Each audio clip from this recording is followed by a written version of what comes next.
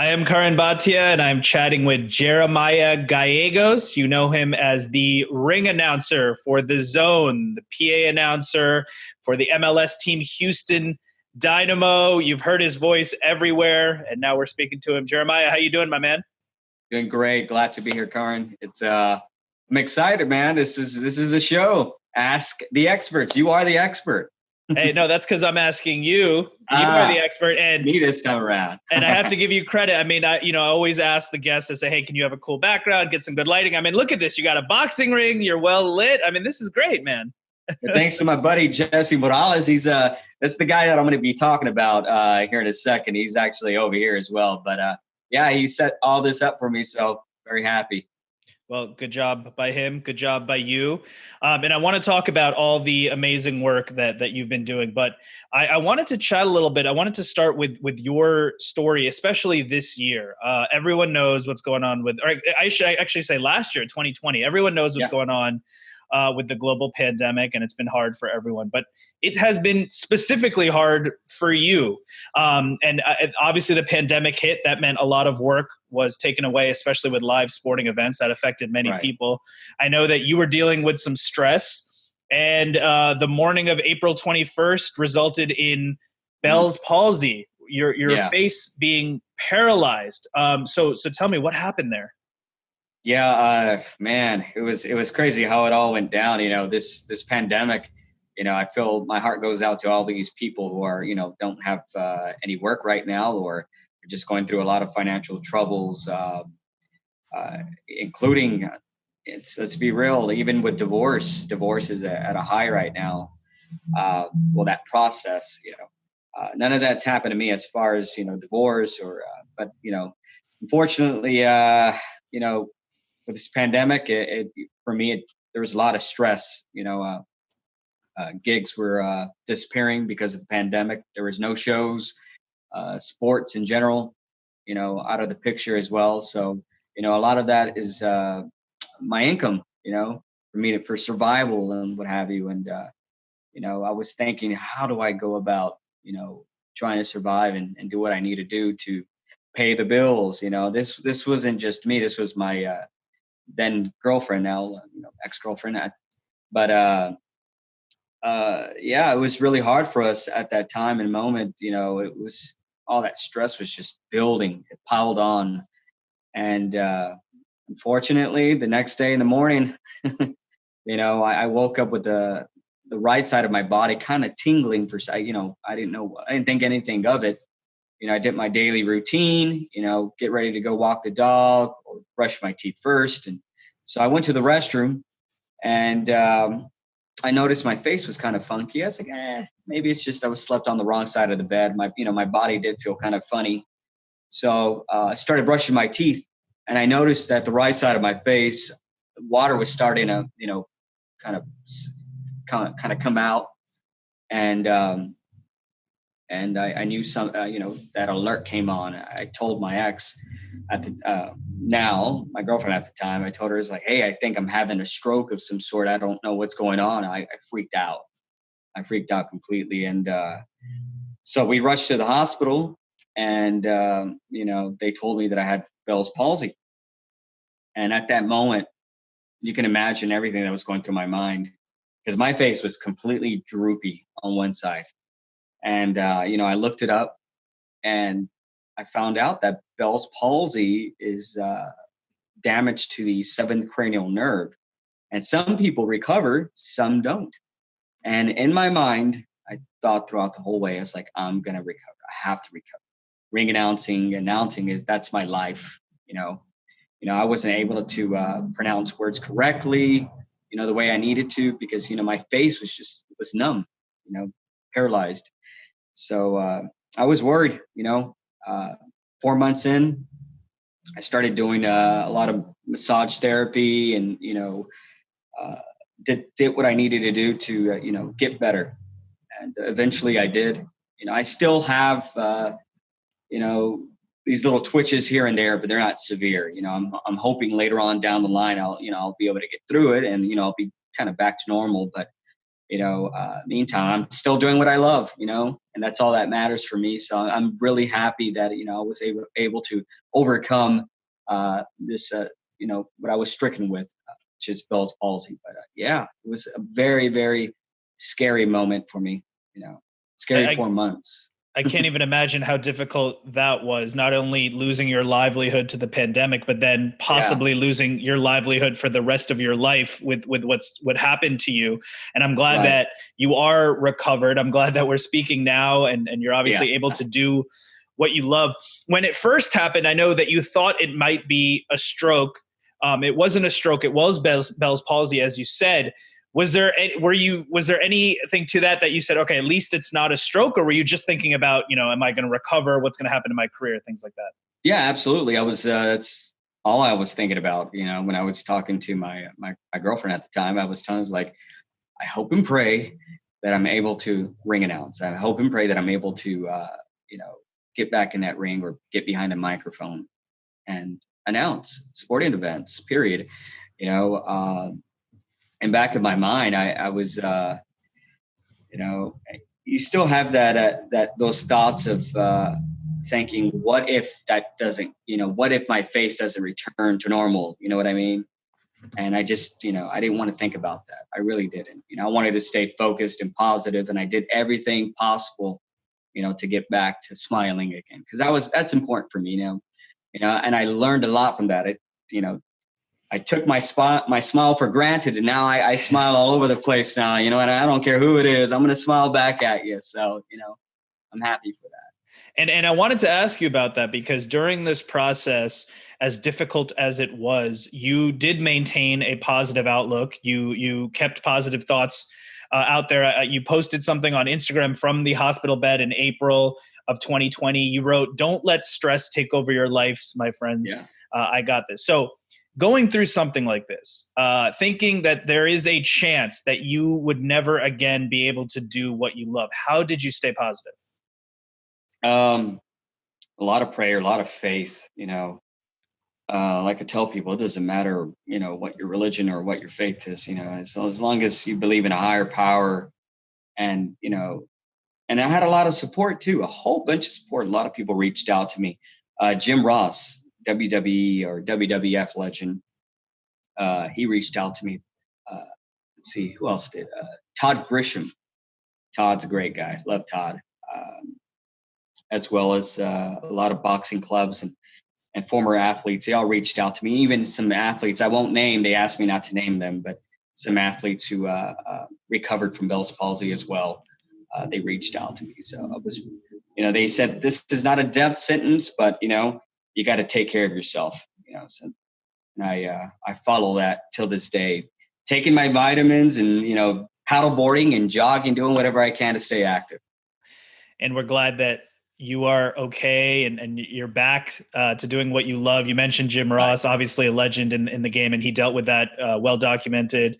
So I'm glad that you had the support. You mentioned your faith. I'm sure that helped you get through this as well. And you did recover. You are back to doing what you love. So one of the first events was, of course, Breakhouse versus McCaskill. That was in Tulsa. That was one of the comeback events for Matchroom USA, I believe in August 15th. Right. You got the call to be the ring announcer after everything that you had been through. What was it like to get that phone call? It's great. It was awesome. Actually, I kind of want to correct you on it. It was Golden Boy. No, you are right. No, it was Golden Boy. Virgil Ortiz. They had a show, and then it was the Matchroom show. But either way, to be back in that ring after all that craziness that happened, man. Even to this day, anytime that I get in that ring, even my hiccup that that happened over there in Florida, Jacobs-Rosado, we know how that happened. But, I'm still blessed to be in that ring. I'm still honored to be in that ring with these fighters, these warriors. At the end of the day, it's about them. They gave it all, everything, their blood, sweat, and tears in that ring. For me, it's just a small part of the pageantry. And, I'm blessed to just look at each corner and see that, hey, I'm there, I'm here. And, after all that I've gone through, so. And I'm sure that you were pitching yourself there with the Virgil Ortiz fight and the Tulsa fight and all Oh that, just to yes. be back Yeah. doing what you love. And I'm really happy to see you back. You mentioned the situation there, the hiccup. Now I want to talk to you about your process, because being in front of camera, I can speak to this directly. It's not easy at all. People watching on the couch, I'm sure they think it's super easy, and you always think, "Oh, I could do that."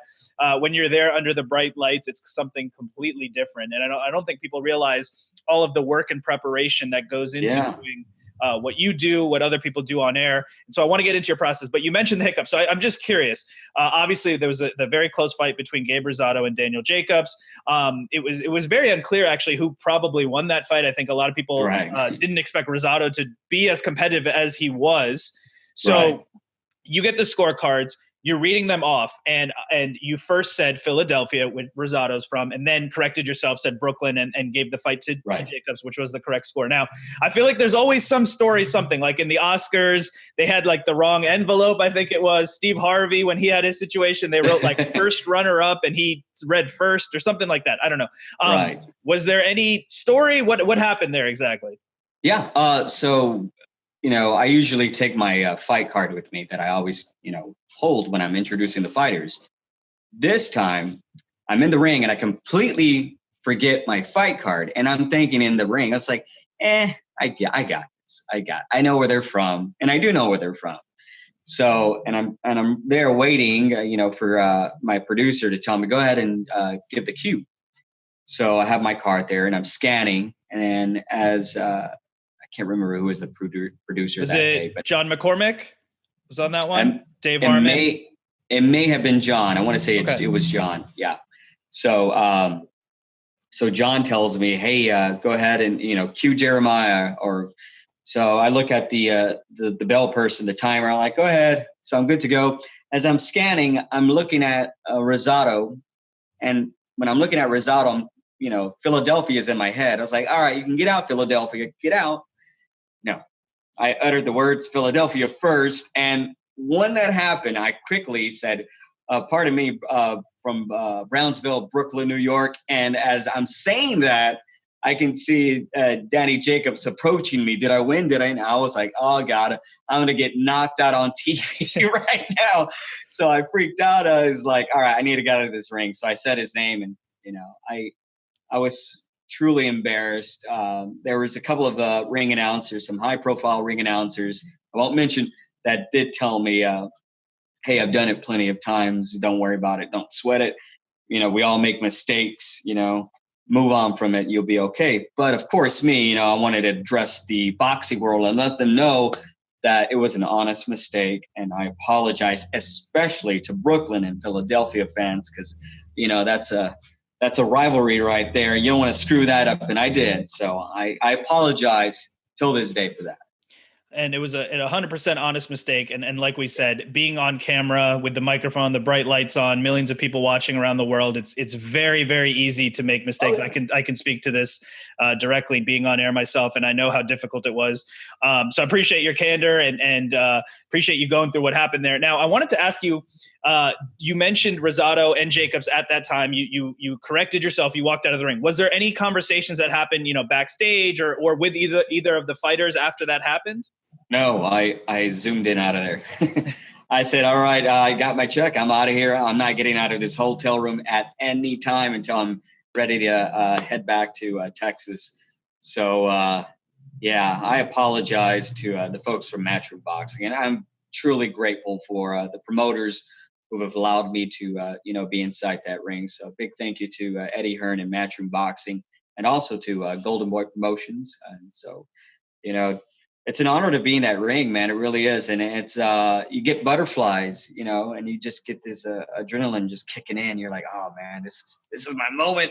And then that happens, but it like I said, it happens to everyone. And so my last question about this before I move on to your process was I saw that you posted on Instagram, someone texted you or messaged you and they weren't happy with this. And you're doing, if you have haters, you're doing something right. So clearly you're doing right. something right. And this person said, hey, so-called ring announcer, I hope you go hang yourself. This was a hater who reached out to you. Now, he continued with his thought. I'm not even going to continue on what he said, but it didn't get much better from there. You took the high road. You wrote, I pray for him. And I think that's really classy of a response from you. So how do you deal with haters and negativity and things like that?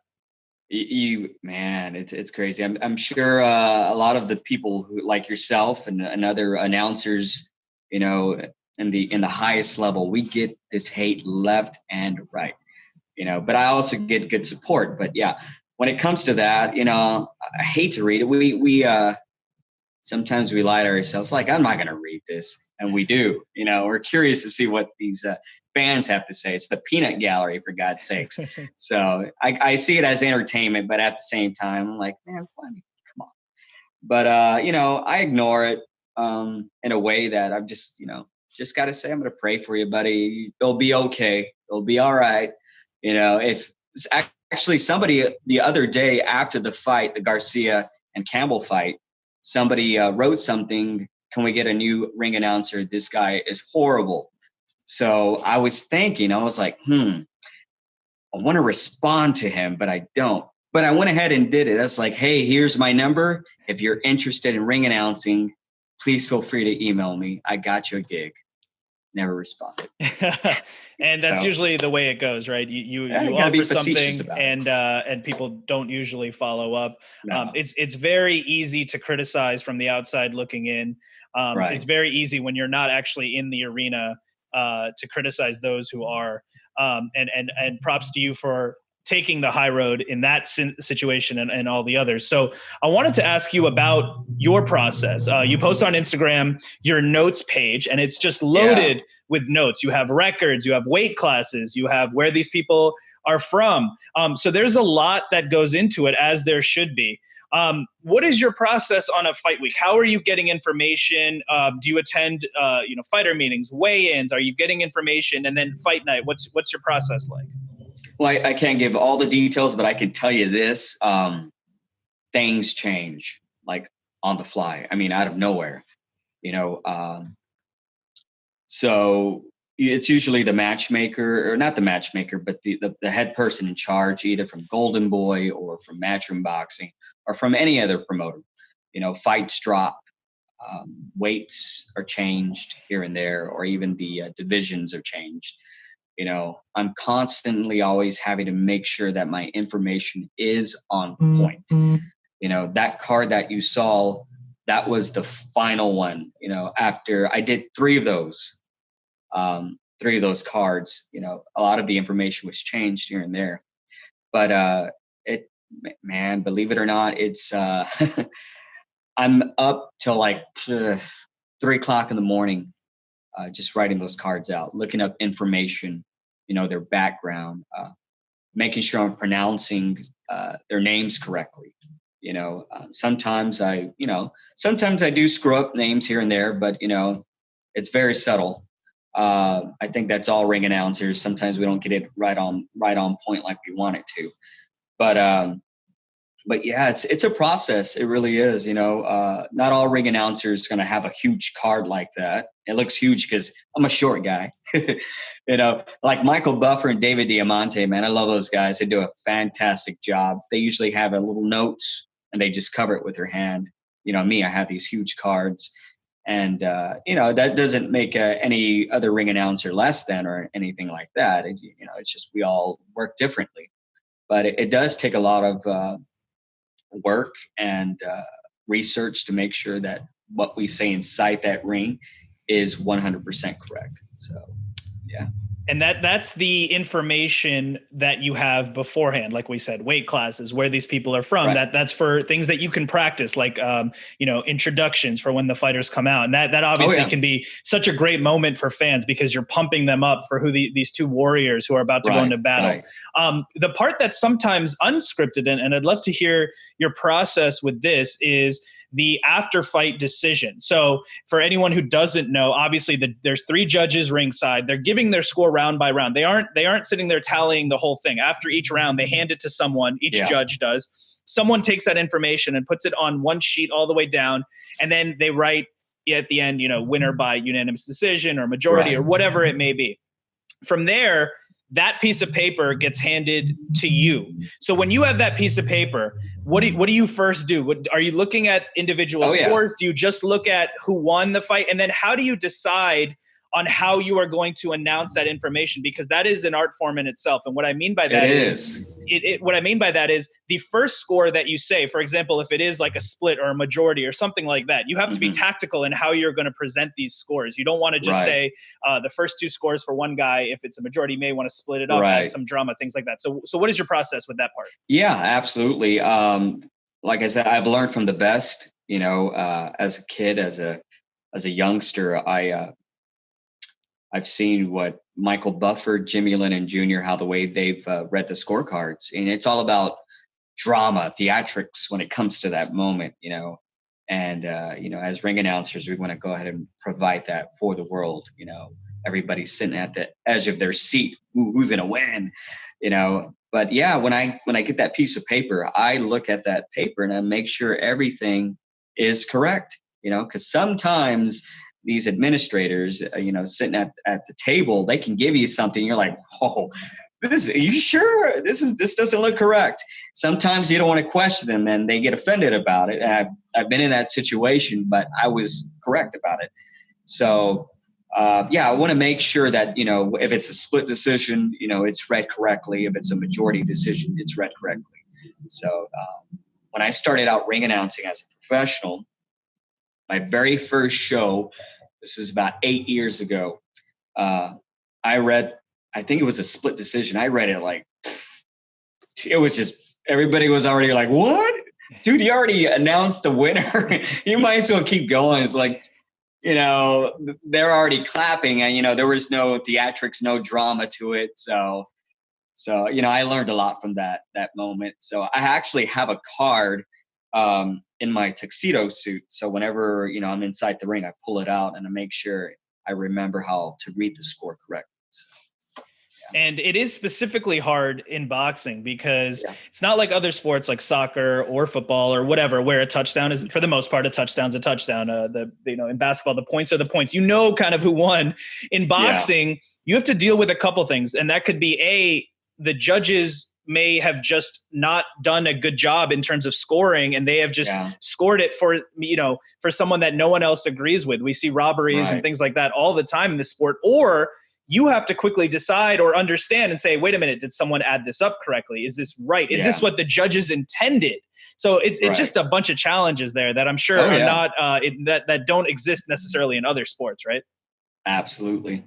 That's the fun part about it, man. It's challenging and it, like you said, it's funny how these fans, they heckle at you or saying things on social media. I'm like, all right, man, I'll give you the platform. Come on, read the scorecards how the way you should read it. So, but it's for me, I'm always polishing my work, and I'm always watching some good old classic fights, and I listen to Jimmy Lennon Sr., all the greats, including from my hometown, Lupe Contreras.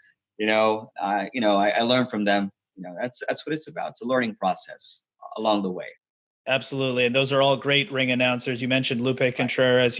I was lucky enough to work with him recently on Ring City. Great guy, great ring announcer, very knowledgeable man. And you mentioned some of the other greats in the game, obviously David Diamante, Michael Buffer, Jimmy Lennon Jr. So I wanted to ask you, you have to have a signature catchphrase doing what you do. And you mentioned Jimmy Lennon Jr. for a long time. It's showtime. Bruce Buffer in UFC, I believe, does the it's time. And now we're hearing from you the golden time. And I wasn't sure when I first heard that if that was because, golden boy promotions, but no, this is your signature phrase, right? So how did this come together, golden time? So actually it did derive from Golden Boy. I was part of a contest. They were looking for a new next generation ring announcer, and sitting on my bed at home, I was like, it's golden time. That's pretty cool. I think Oscar might like that. So Oscar loved it. He was like, I like it. It's golden time. I was like, all right, it's golden time. So, but I also use it's golden time because I do work a lot for the for USA Boxing, the Nationals, Golden Gloves. So when I thought about it's golden time, I thought about, winning a medal, a gold medal, obviously the WBC belt is gold, all these titles are gold. So I was like, I like that. It's golden time. So I use it's golden time. And then for matchroom boxing and for DAZN, it's time to get into zone. Somebody mentioned to me, it kind of sounds like the AutoZone catchphrase. I was like, it's not, I promise it's not. So, but yeah, that's what I use usually. And as far as hometown shows, it's crunch time. That's what I use. I don't really say it in front of others around here, but I say it's crunch time. It's crunch time. So yeah. There you have it. Don't send me an invoice for that. Don't. Oh no, you're good. That one's for free, right? Okay, good. That is for free. So I wanted to recap the recent fight that you were ring announcing for, and you had one of the best views on planet Earth for that fight, which was Ryan Garcia versus Luke Campbell. Ryan Garcia, a lot of people were wondering, is this guy for real? Is he not? I've been saying for a long time, for anyone that would listen, that you can be an Instagram star, have a lot of followers, and be a good boxer. And he definitely proved that. He got knocked down round 2, got up off the canvas, ended up getting the body shot knockout in round 7. So what was your experience like at that event, and what was it like watching that fight live? Wow. First off, I want to thank Oscar and Golden Boy for the opportunity. They were the ones that gave me the green light for it. So a huge thank you to the entire staff for that. To be in that facility with all those fans, and it was incredible. I had to pinch myself several times. That was probably the biggest fight I've ever done in my career thus far. And for Ryan Garcia to win it, man, I was excited for that kid. I was really excited for that kid, and he's going places for sure, man. I can't wait till he hits Tank Davis eventually, hopefully. But to be in that moment, inside that ring, inside that arena, it was special, really special. It was just an honor to be surrounded by all these amazing people, hard workers, and even the folks putting the what is it called? The ring together. You know what I mean? Anytime I can thank somebody who's helped putting the show together, I always do. You know what I mean? Because it's a humbling experience at the end of the day, just to be there. So it was awesome, very awesome, memorable. Absolutely. And 100%, you have to thank all the hundreds and thousands of people that work on these events, especially now during this time. It's become even harder with everything going on with COVID and all the regulations. And it looked like a great event. It seemed like that. So I'm glad that you got to enjoy that ringside. You mentioned Ryan Garcia and Tank Davis. They both put up the fan posters of that fight. So hopefully we see that fight next. So to a couple more questions to close it out here. I know that on your Instagram bio, it says paddleboarding enthusiast, hiker, and then karaoke is life. So I know you're skilled behind the mic. So tell me about karaoke. Why is karaoke life? Oh, man. And I'm challenging Todd Grisham to a karaoke sing-off very soon. So, Todd, be ready for it, man. Be ready for it. So, yeah, I love karaoke, man. Anytime I can go out on a Monday or Wednesday night, I'm there. I'm always there. And actually, I think karaoke has actually helped me with my voice, with the range, because ring announcing for me, I'm not like, okay, so let's be real. Michael Buffer does not sound like the way he sounds in the ring. Kind of like me. I don't sound like the way I sound in the ring. Normal dude. But when we use our announcer voice or singing voice, that's a whole different story. So I think it's really helped me out along the way, and I continue to do karaoke. My mom was a singer and in the gospel singing group, and so I kind of took after that as well. But I don't sing like I sing 90s because I grew up in the 90s, man. I got Pearl Jam, Stone Temple Pilots, all these cool bands. So, but yeah, man, karaoke. If you ever want to do karaoke, if you're ever in LA or New York, and man, I'm there. We got to go do some karaoke. Let's do it, and let's get Todd Grisham involved in that too. That Oh sounds yeah. like definitely a fun time. So, just to close it out, I mean, everything that you went through, specifically this year, it was tough times for, I should say, last year in 2020. It was tough times for everybody, but specifically tough for you. We talked about the pandemic. We talked about you suffering from Bell's palsy, recovering from that. Would you have a final message to people out there, maybe also going through a tough time, dealing with anything on their own personal journey? What would be your message to them on how to keep going? Simple. Don't lose hope. Don't lose hope. Find support. Don't be afraid to ask for help. And that's really important. I actually, that was a huge reminder for me this in 2020. I never thought I would ask anybody for money, to help me out, to pay for some bills. A lot of my savings went to,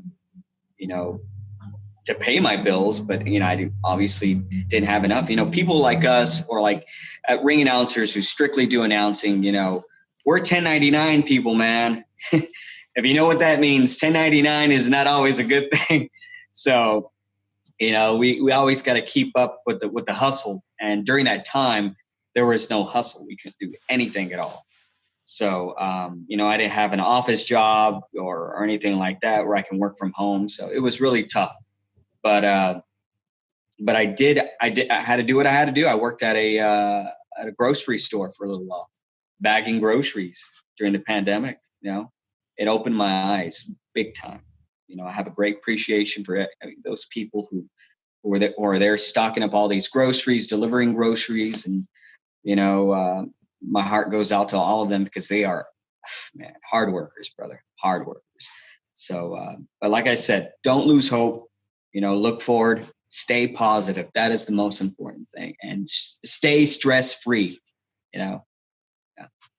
Absolutely. And I commend you for the hard work that you did in terms of that, and also just the recovery process and everything that you've gone through. I'm excited to see you back in there and see what you do with your great career here. So last question, tell people where they can find you, where can they watch you on TV or streaming services, and where can they connect with you on social media? Sure. Social media, let's see. I'm on Facebook. You can find, look up my name, I'll add you. I add everybody. And Instagram at Jeremiah the Announcer.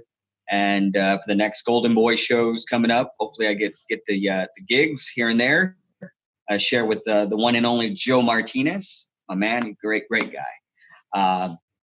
Other than that, that's it, man. MLS season's coming around the corner, and we'll see if the Houston Dynamo can make the playoffs finally. So, yeah, that's it. Great. Well, I want to thank you so much for the time, for talking to us about your journey, your process. And I want to wish you the best of luck. Looking forward to seeing more of you in 2021. Jeremiah Gallegos, thank you so much. Thank you so much, Curran. Appreciate you. And you have a blessed one, brother. You too.